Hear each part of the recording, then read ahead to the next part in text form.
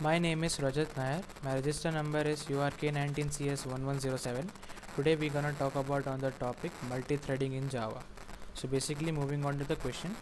Write a program called reverse hello that creates a thread, thread 1, and thread 1 creates thread 2, and thread 2 creates thread 3, and so on up to thread 50. Each thread should print hello from thread number, but you should structure your program such that the threads print their greetings in reverse order. So basically moving on to the code part. So here I've created a class recursive thread extends thread, and in which we have created a static num variable which is initialized in data type and declared as 51. Now I've created a run function in which we are checking while with a while loop condition number greater than 1, and inside it we are giving minus minus num, that is we are decreasing the value of num. We are also creating a thread t which is for recursive thread. Now we need to start the thread, and by starting it will print the statement hello from thread and num. So basically we need to do with this try catch. So basically thread dot sleep 3000 milliseconds. So we are creating it in try catch try statement, and exception, if any exception is there, it will show in catch statement. Now just going to the main class, and we are creating an object for recursive thread, and just starting it. So let's start running.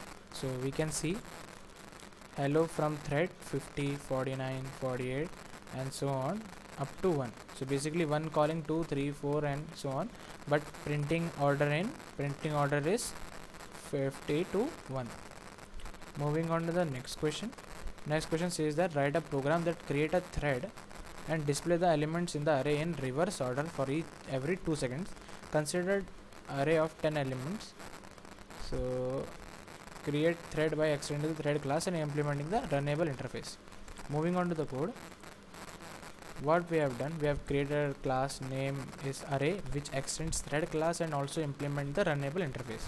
So we are creating a integer a and a thread t, and for a constructor for array class that is x, and we are assigning that x to a, and we are just creating a thread for t by using new thread this, and just starting it by t dot start.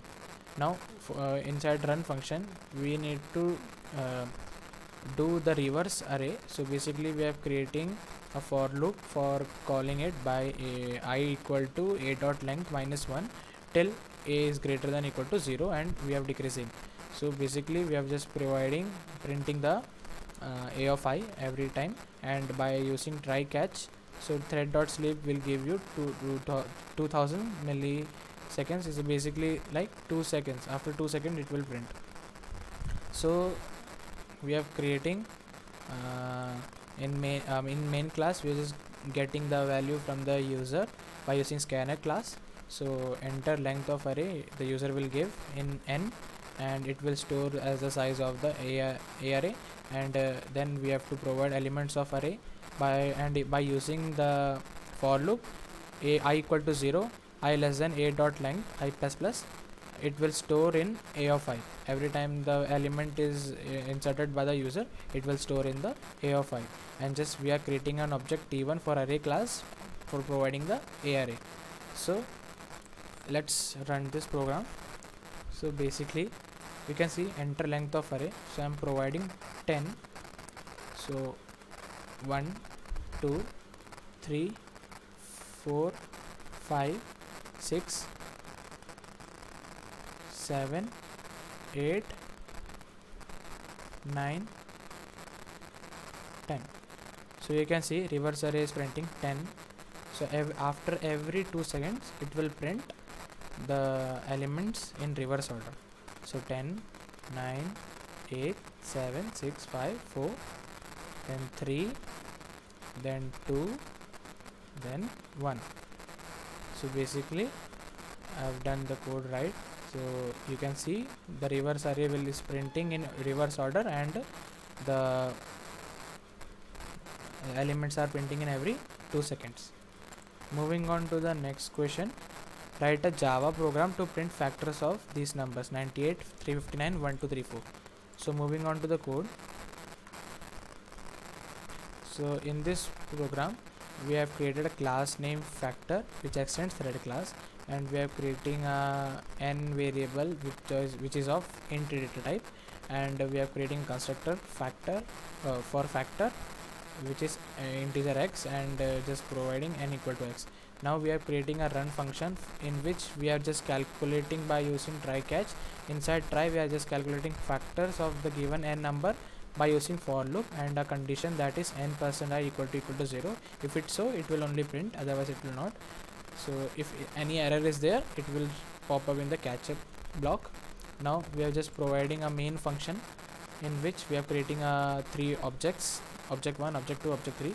Object 1 is for 98, object 2 is for 359, object 3 is for 1234. So by we have just giving object 1 dot start.